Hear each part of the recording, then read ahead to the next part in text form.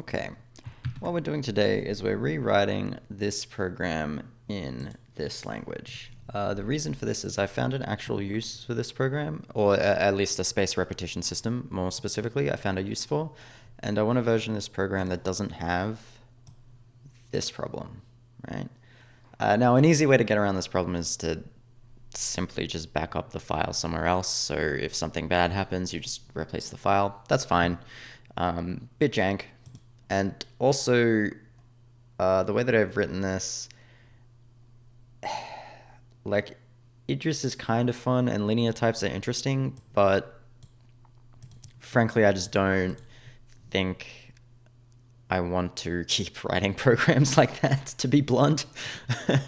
It's quite a big hassle. So we're going to rewrite this program and rewrite it in Pony. Why Pony?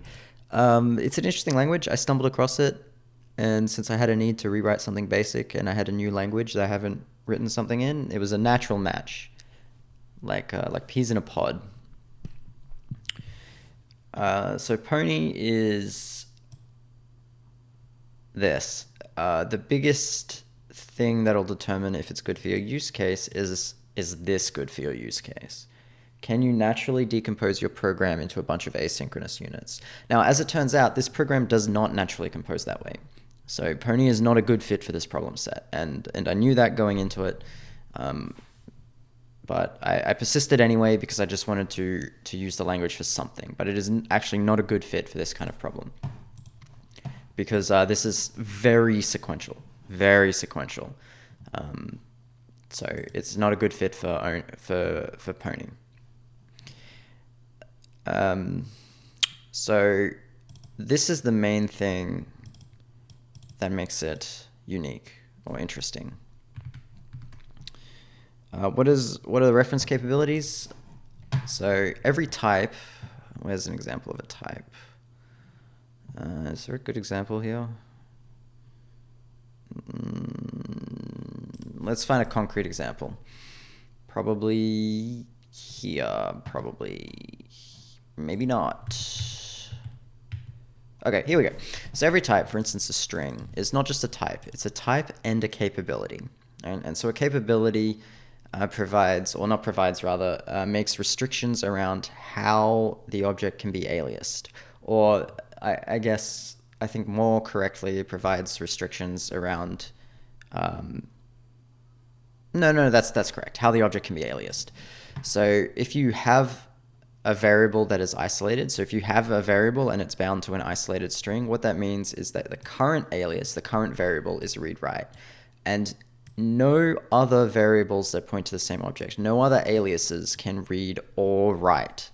So you can only have one isolated object in the program. And so there are a couple of these. You have read-write, read-or-write, read-write, read-only.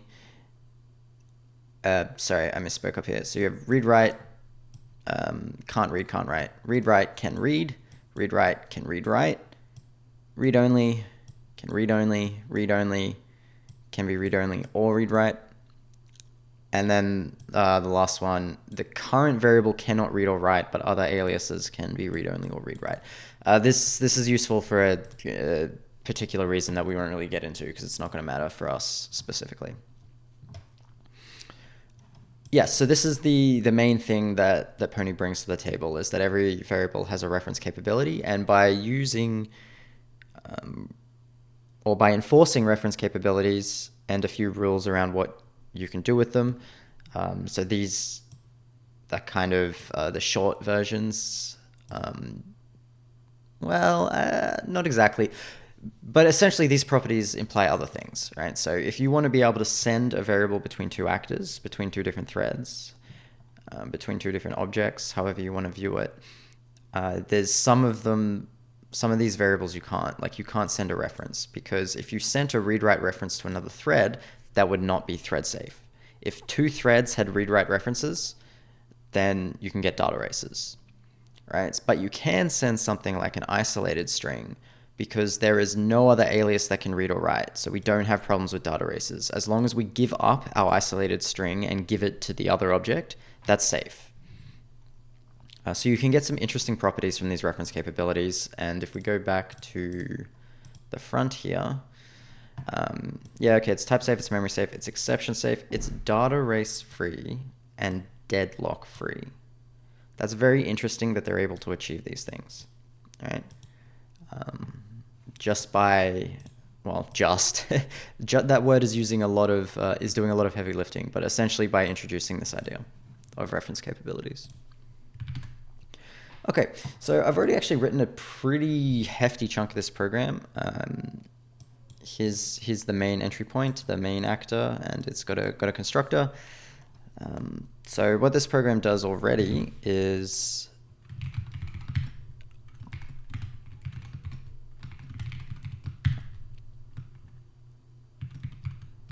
I've added a couple of commands. So we've got a test command.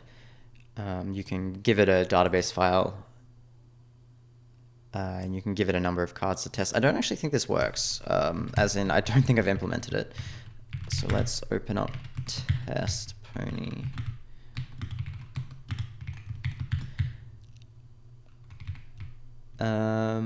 Testing orchestrator it should be, I think.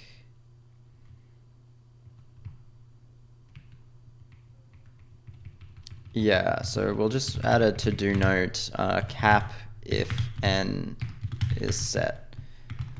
And then over in main, by the testing orchestrator, to do provide n as a parameter.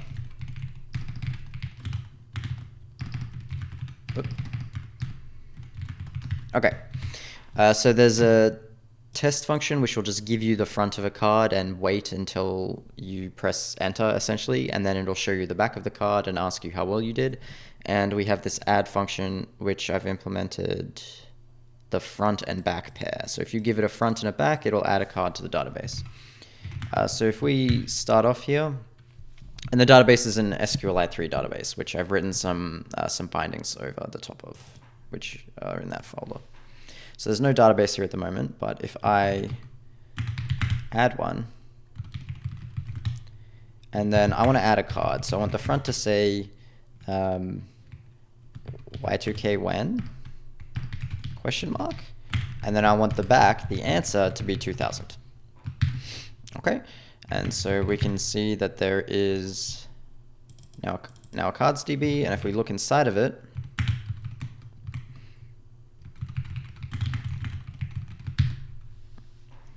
we have Y2K when 2000 and then parameters for the algorithm. So this is, I think this is when it was last tested in seconds since epoch. It's a good question. Is that seconds since epoch? It might be, because I don't think this value can be negative. No, I think it can be. Let me check. Where would I check that? Cards. Oh, nope. Nope, that's the database.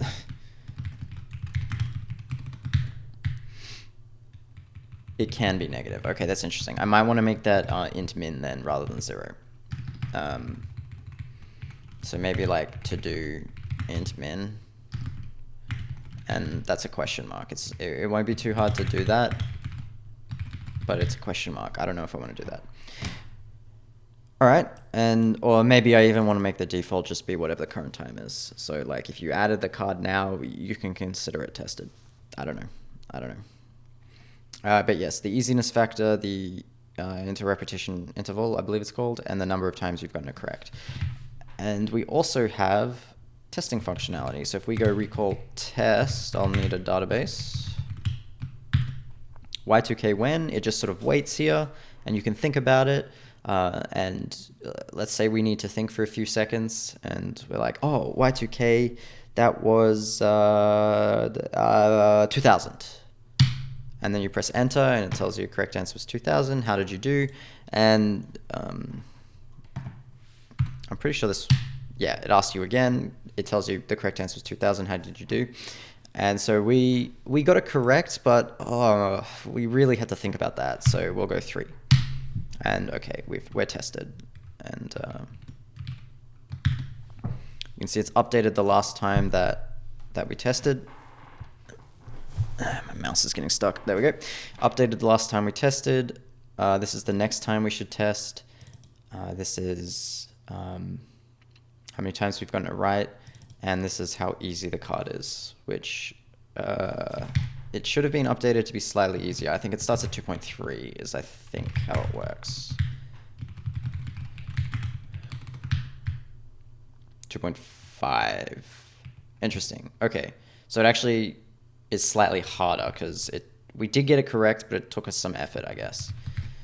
Anyway, that's just how the algorithm works. So what I want to do is I want to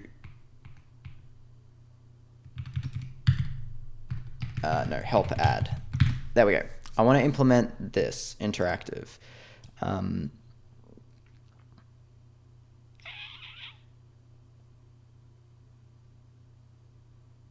Maybe. Do I really want to do the interactive? Yeah, we'll do the interactive, whatever, we'll stick to it. And the way that I want it to work is I want it to just prompt you for the front, then prompt you for the back, add the card, and just keep going until Control D's nuts appears, or Control C, I guess. In particular, I want to be able to do multi-line strings with 3 quotes. So if I don't know if this works in shell. I don't think it does. No, you don't get triple quotes in shell. But if you start by inputting 3 quotes, then it should read until the end. I should also strip spaces from the front and back from these cards, just because the front of the card is a primary key in the database. Sorry, it's not a primary key. It's a unique column. There's a unique constraint on it. So I might make a note of that.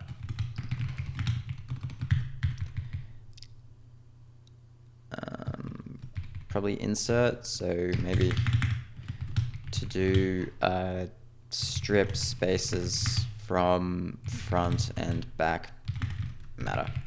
Something like that. There might even be an SQLite 3 function to do that for us, who knows. Okay, so let's go to add, we'll go to set buffer file type pony. All right, so adding interactive, and we may crib a little bit. We may crib a little bit of test. Yeah, I actually want to test out that this works. The problem I just realized is I think I have very little space.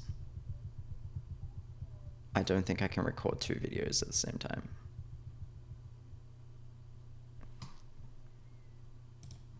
Okay, I'm not going to test that works. All right.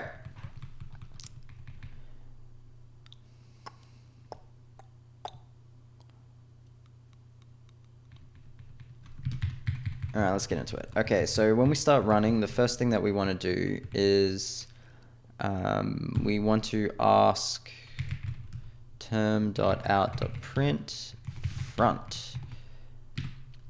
And then we want term. Is it input or is it? It's input. Oh, it's output. Term.output to print, term.input.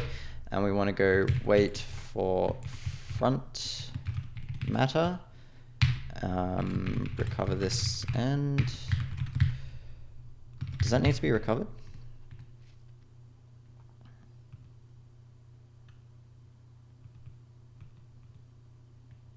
I don't think that needs to be recovered because it's expecting a tag. Well, let's find out. Let's get rid of that line. Everything else should compile, I think. Yeah, we don't need that. Okay, brilliant. So we don't need the recovers.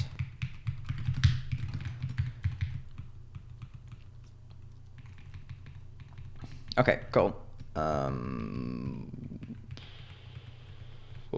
We may need that one. Okay. So we don't need the recover, that's nice.